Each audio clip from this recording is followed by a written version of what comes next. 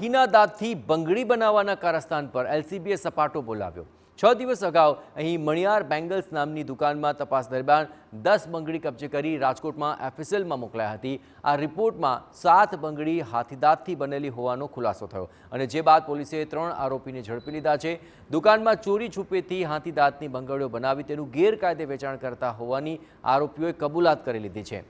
આગળની તપાસ પોલીસે વન વિભાગને સોંપી છે, જેથી હવે વન વિભાગ હાથીદાંતની તસ્કરી મામલે તપાસ હાથ ધરશે।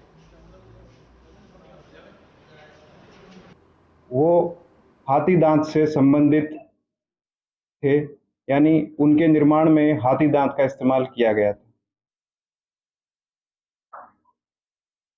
आगे की कार्रवाई के लिए लोकल फॉरेस्ट विभाग को सूचना दे दी गई है और ये केस हम लोकल फॉरेस्ट डिपार्टमेंट को हैंडओवर कर रहे हैं। साथ ही साथ ये जो शॉप ओनर है उसके खिलाफ भी कायदेसर कार्रवाई प्रारंभ कर रहे हैं। विश्वविख्यात महाराजा सयाजीराव